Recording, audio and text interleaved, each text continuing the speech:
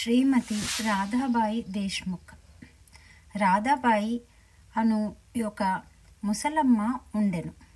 ఆమె ఖాషాబా దేశ్ముఖ్ గారి తల్లి. బాబా ప్రఖ్యాతి విని ఆమె సంగమనేరు గ్రామ ప్రజలతో కలిసి షిరిడీకి వచ్చెను. బాబాను దర్శించి మిక్కిలి తృప్తి చెందెను. ఆమె బాబాను గాఢముగా ప్రేమించెను. బాబాను తన గురువుగా చేసుకొని ఏదైనా ఉపదేశమును పొందవలెనని మనోనిశ్చయము చేసుకొనెను. ఆమెకింకేమియూ తెలియకుండెను. బాబా ఆమె సంకల్పమును ఆమోదించక తనకు మంత్రోపదేశము చేయనిచో ఉపవాసముండి చచ్చెదనని మనోనిశ్చయము చేసుకొనెను. ఆమె తన బసలోనే ఉండి భోజనము నీరు మాని వేసెను. అట్లు 3 రోజులు గడిచెను. ఆమె పట్టుదలకు నేను భయపడి ఆమె పక్షమున బాబాతో నిట్లనిని, దేవా, మీరేమి ప్రారంభించితిరి? ఈ వనేక మంది ఇచ్చటకు ఈడ్చెదవు. ఆ ముదు నలిని నీ వెరిగియే ఉందువు. ఆమె మిక్కిలి పట్టుదల గలది. ఆమె నీ పైన ఆధారపడి యున్నది. ఆమె చచ్చు వరకు ఉపవసింప నిశ్చయించుకొని యున్నది. నీవు ఆమె అనుగ్రహించి ఉపదేశమిచ్చు నంతవరకామె తన నిరాహార దీక్షను మానదు. ఆమెకేమైనా హాని జరిగినచో ప్రజలు నిన్నే నిందించెదరు.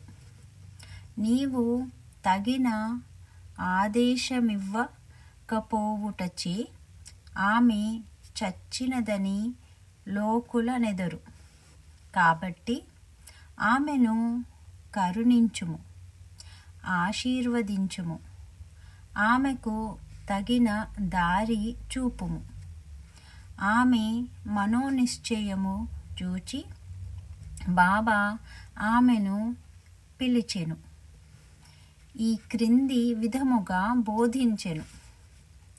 ఓ తల్లి, అవసరమైన యాతన కేల పాల్పడి చావును కోరుచున్నావు? నీవు నిజముగా నా తల్లివి. నేను నీ బిడ్డను. నా యందు కనికరించి నేను చెప్పునది పూర్తిగా వినుము.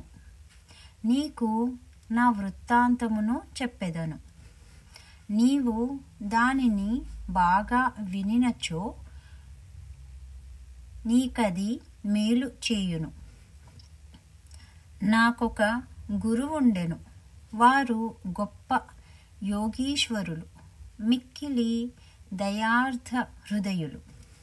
వారికి చాలా కాలము శుశ్రూష చేసి తిని, కానీ నా చెవిలో వారే మంత్రము ఊదలేదు. నాకు వారిని వదిలిపోవ తలంపే లేకుండెను. నేను వారితోనే ఉండుటకు, వారి సేవ చేయుటకు, వారి వద్ద కొన్ని ఉపదేశములను గ్రహించుటకు నిశ్చయించుకుంటిని. కానీ వారి మార్గము వారిది. వారు నా తల గొరిగించిరి. నా నుండి 2 పైసలు దక్షిణ అడిగిరి. నేను దానిని వెంటనే వారికి సమర్పించి తిని, మీ గురువుగారు పూర్ణకాలముల ఇన్నచో వారు మిమ్ములను దక్షిణ అడుగనేలా? వారు నిష్కాములని ఎట్లనిపించుకొందురు అని వడుగవచ్చును. దానికి సమాధానము సూటిగా చెప్పగలను. వారి డబ్బును లక్ష్య పెట్టేవారు కారు. ధనముతో వారు చేయున దేమున్నది? వారు కోరిన 2 కాసులలో ఒకటి నిష్ఠ, రెండవది సంతోష స్థైర్యములతో కూడిన ఓరిమి. నేనీ రెంటిని వారి కర్పించి తిని, వారు ప్రసన్నులైరి. నా గురువును అట్లు 12 సంవత్సరములు సేవించి తిని, వారే నన్ను పెంచి పోషించిరి. భోజనమునకు గాని వస్త్రములకు గాని నాకు లోటు లేకుండెను. వారు పరిపూర్ణులు. వారు ప్రేమా అవతారమని చెప్పవచ్చును. ఆ ప్రేమను నేనెట్లు వర్ణించగలను? వారు నన్ను మిక్కిలి ప్రేమించెడివారు. ఆ విధముగా గురువే యుండరు. నిరంతర ధ్యానములో నున్న వారిని తదేకముగా చూచి చుండెడి వాడు. మేమిద్దరము ఆనందములో మునిగుండెడి వారము. రాత్రింబవలు నిద్రా ఆహారములు లేక నేను వారి వైపు దృష్టి నిగిర్చితిని. వారిని చూడనిచో నాకు శాంతి లేకుండెను. వారి ధ్యానము, వారి సేవ తప్ప నాకింకొకటి లేకుండెను. వారే నా ఆశ్రయము. నా మనస్సు ఎల్లప్పుడూ వారి యందే నాటుకొని ఉండెడిది. ఇది వారడిగిన దక్షిణలో 1 పైసా సబూరి అనునది 2వ పైసా. నేను మిక్కిలి సంతోషముతో చాలా కాలము కనిపెట్టుకొని వారి సేవ చేసి తిని, ఈ ప్రపంచమనే సాగరమును సబూరి అను ఓడ నిన్ను సురక్షితముగా దాటించును. సబూరి అనునది అత్యంత ఉత్తమ లక్షణము. అది పాపములన్నింటినీ తొలగించును, కష్టములను పారద్రోలును, అనేక విధముల అవంతరములను తొలగించి భయమును పారద్రోలును, తుదకు జయమును కలుగజేయును. సబూరి అనునది సుగుణములకు గని మంచి ఆలోచనకు తోడు వంటిది. నిష్ఠ, సబూరి అనునవి అనోన్యమైన అక్క చెల్లెండ్ర వంటివి. నా గురువు నా నుండి ఇతరమేమియూ ఆశించి ఉండలేదు. వారు నన్ను ఉపేక్షింపక సర్వకాల సర్వావస్థలయందు కాపాడుచుండెడి వారు. నేను వారితో కలిసి ఉండెడి వాడను. ఒక్కొక్కప్పుడు వారిని విడిచి యుండినను వారి ప్రేమకు ఎన్నడూనూ లోటు కలగలేదు. వారు తమ దృష్టి చేతనే నన్ను కాపాడుచుండెడి వారు. తాబేలు తన పిల్లలను కేవలము తన దృష్టితో పెంచునట్లు నన్ను కూడా నా గురువు తమ దృష్టితో పోషించుచుండెడి వారు. తల్లి తాబేలు ఒక ఒడ్డున నుండును, బిడ్డ తాబేలు 2వ ఒడ్డున ఉండును. తల్లి తాబేలు పిల్ల తాబేలుకు ఆహారము పెట్టుట గాని పాలిచ్చుట గాని చేయదు. తల్లి తన పిల్లలపై తన దృష్టిని పోనిచ్చును. పిల్లలేదిగి పెద్దవి అగును. అటులనే మా గురువు కూడా తమ దృష్టిని నా యందు నిలిపి నన్ను ప్రేమతో కాపాడిరి. ఓ తల్లి, నా గురువు నాకు మంత్రమేమియూ ఉపదేశించలేదు. అటువంటప్పుడు నేను నీ చెవిలో మంత్రమెట్లు ఊదగలను? గురువు యొక్క ప్రేమమయమైన తాబేలు చూపే మనకు సంతోషము నిచ్చునని జ్ఞాపకముంచుకొనుము. మంత్రము గాని ఉపదేశము గాని ఎవ్వరి వద్ద నుండి గాని పొందుటకు ప్రయత్నించుకుము. నియా ఆలోచనలు, నీవు చేయు పనులు నాకొక్కరికే వినియోగించుము.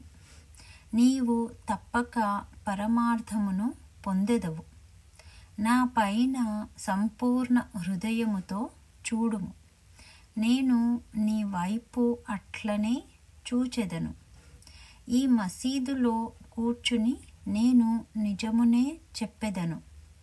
నిజము తప్ప మరి ఏమీయూ మాట్లాడను. ఏ సాధనలు గాని 6 శాస్త్రములలో ప్రావీణ్యము గాని అవసరము లేదు. నీ గురువునందు ప్రేమ విశ్వాసముల నుంచుము.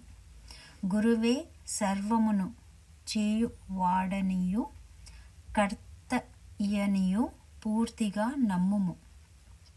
ఎవరైతే గురువు యొక్క మహిమను గొప్పదనమును గ్రహించెదరో, ఎవరైతే గురుని బ్రహ్మ విష్ణు మహేశ్వర స్వరూపుడని ఎంచెదరో వారే ధన్యులు.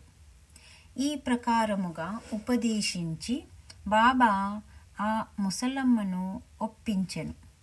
ఆమె బాబాకు నమస్కరించి ఉపవాసమును వదులుకొనెను. ఈ కథను జాగ్రత్తగాను శ్రద్ధగాను విని దాని ప్రాముఖ్యమును సందర్భమును గుర్తించి హేమాడ్ పంతు మిక్కిలి ఆశ్చర్యపడెను. ఈ ఆశ్చర్యకరమైన బాబా లీలను చూచి అతని ఆపదమస్తకము పులకరించెను, సంతోషముతో ఉప్పొంగెను, గొంతుక ఆరిపోయెను. ఒక మాటైనా మాట్లాడుటకు చేత కాకుండెను. శ్యామ అతని స్థితిని చూచి, ఏమి జరిగినది? ఎలా ఊరకున్నావు? అట్టి బాబా లీలలు నీకెన్ని వర్ణింపవలెను అని అడిగెను. అదే సమయమందు మసీదులో గంట మ్రోగెను. మధ్యాహ్న హారతి పూజ ప్రారంభమయ్యెనని గ్రహించిరి. కనుక శ్యామ హేమాడ్ పంతులిద్దరూ మసీదుకు త్వరగా పోయిరి. బాపు సాహెబు జోగు అప్పుడే హారతి ప్రారంభించెను. స్త్రీలు మసీదు నిండిరి. దిగువ ఖాళీ జాగాలో పురుషులు నిండిరి. అందరూ బాజా భజంత్రీలతో ఒకే వరుసతో హారతి పాడుచుండిరి. బాబాకు కుడివైపు శ్యామ, ముందర హేమాడ్ పంతు కూర్చుండిరి. వారిని చూచి బాబా హేమాడ్ పంతును శ్యామ ఇచ్చిన దక్షిణ నిమ్మనెను. శ్యామ రూపాయలకు బదులు నమస్కారములు ఇచ్చెననియు శ్యామ ప్రత్యక్షముగా గలడు కనుక అడుగవచ్చుననెను. బాబా ఇట్లనెను, సరే, మీరిద్దరూ కొంతసేపు మాట్లాడుకొంటిరా? అట్లయినచో మీరేమి మాట్లాడుకొనినారో చెప్పుము. గంటల చప్పుడును, మద్దెల శబ్దమును, పాటల ధ్వనిని లెక్కించక హేమాడ్ పంతు బాబాకు జరిగినదంతయు చెప్పుటకు ఆతురపడెను. తాము ముచ్చటించినదంతయు తనకు చాలా ఆనందము కలుగజేసినదనియు, ముఖ్యముగా ముసలమ్మ కథ మిక్కిలి ఆశ్చర్యము కలుగచేసినదనియు, దానిని విని బాబా లీలలు అగోచరములని తెలిసి కొంటిననియు ఆ కథ రూపముతో తను బాబా ఆశీర్వదించిరని హేమాడ్ పంతు చెప్పెను. అప్పుడు బాబా కథ చాలా అద్భుతమైనది, నీవెట్టులా ఆనందించితివి, నాకా విషయమై వివరములన్నీయు చెప్పుము అనిరి. అప్పుడు హేమాడ్ పంతు తానింతకు ముందు విన్న కథను పూర్తిగా బాబాకు వినిపించి అది తన మనమునందు శాశ్వత ప్రభావమును కలిగించినదని చెప్పెను. ఇది విని బాబా మిగుల సంతసించెను. ఆ కథ నీకు నచ్చినదా? దాని ప్రాముఖ్యమును నీవు గుర్తించితివా అని బాబా హేమాడ్ పంతును అడిగెను. అవును బాబా, నా మనశ్చాంచల్యము నిష్క్రమించినది, నాకు నిజమైన శాంతి విశ్రాంతి కలిగినది, సత్య మార్గమును కనుగొనగలిగితిని అని హేమాడ్ పంతు బదులిచ్చెను. బాబా ఇట్లు చెప్పెను, నా పద్ధతి మిక్కిలి విశిష్టమైనది. ఈ ఒక్క కథను జ్ఞప్తియందుంచుకొనుము, అది మిక్కిలి ఉపయోగించును. ఆత్మ సాక్షాత్కారమునకు ధ్యానము అవసరము. దాని అవల్లపరుచు కొన్నచో వృత్తులన్నీయు శాంతించును, కోరికలన్నీయు విడచి నిష్కామివై నీవు సమస్త జీవరాశియందు గల భగవంతుని ధ్యానింపుము. మనసు ఏకాగ్రమైనచో లక్ష్యము నెరవేరును. సదా నా నిరాకార స్వభావమును ధ్యానింపుము. అదియే జ్ఞాన స్వరూపము, చైతన్యము, ఆనందము. మీరిది చేయలేనిచో రాత్రింబగలు మీరు చూచుచున్న నాయి ఈ ఆకారమును ధ్యానించుడు. అట్లు కొన్నాళ్ళు చేయగా మీ వృత్తులు కేంద్రీకృతమగును. ధ్యాత, ధ్యానము, ధ్యేయము అను మూడుంటికి గల భేదము పోయి ధ్యానించువాడు చైతన్యముతో ఐక్యమై బ్రహ్మముతో అభిన్నమగును. తల్లి తాబేలు నదికి ఒక ఒడ్డున నుండును, దాని పిల్ల లింకొక్క ఒడ్డున ఉండును. తల్లి వానికి పాలిచ్చుట గాని పోదుపు కొనుట గాని చేయదు. దాని చూపు మాత్రమే వానికి జీవశక్తి నిచ్చుచున్నది. చిన్న తాబేలు ఏమి చేయక తల్లిని జ్ఞాపకముంచుకొనును. తల్లి తాబేలు చూపు చిన్న వానికి అమృత ధారవలె పనిచేయును. అదియే వాని బ్రతుకునకు సంతోషమునకు ఆధారము. గురువునకు శిష్యునకు గల సంబంధము ఇట్టిదే.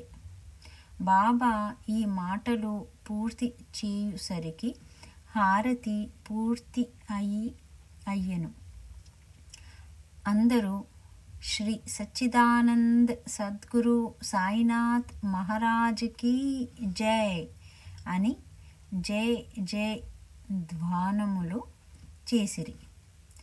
ఓ ప్రియ పాఠకులారా, ఈ సమయమందు మనము కూడా మసీదులోని జన సమూహముతో కలిసి ఉన్నట్లు భావించి మనము కూడా ఆ జయ జయ ధ్వనులలో పాల్గొందాము.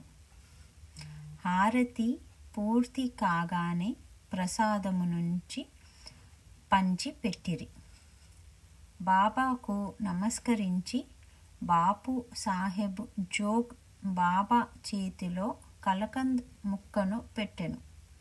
బాబా దాని అంతను హేమాడ్ పంత్ చేతిలో పెట్టి ఇట్లనెను, ఈ కథను నీవు మనసుకు పట్టించుకొని జ్ఞప్తి యందుంచుకొని నచో నీ స్థితి కలకంద్ వలె తీయగా నుండును. నీ కోరికలన్నీయు నెరవేరును. నీవు సుఖముగా ఉందువు. హేమాడ్ పంతు బాబాకు సాష్టాంగ నమస్కారము చేసి ఇట్లు ఎల్లప్పుడూ నన్ను అనుగ్రహించుము, ఆశీర్వదించుము, కాపాడుము అని ప్రార్థించెను. అందుకు బాబా ఇట్లు జవాబిచ్చెను, ఈ కథను వినుము, దీనిని మననము చేయుము, నిధి ధ్యాసనము చేయుము. అట్లయినచో నీవు భగవంతుని ఎల్లప్పుడూ జ్ఞప్తి యందుంచుకొని ధ్యానించెదవు. భగవంతుడు నీ ముందు ప్రత్యక్షమగును. ఓ ప్రియమైన చదువరులారా, అప్పుడు హేమాడ్ పంతుకు కలకంద్ ప్రసాదము దొరికెను. ఇప్పుడు మనము ఈ కథయనే కలకంద్ ప్రసాదము పొందెదము. దానిని హృదయపూరితముగా సేవించి ధ్యానించి మనస్సున నిలిపెదము. ఇట్లు బాబా కృపచే బలముగాను సంతోషముగాను నుండెదము. తదాస్తు.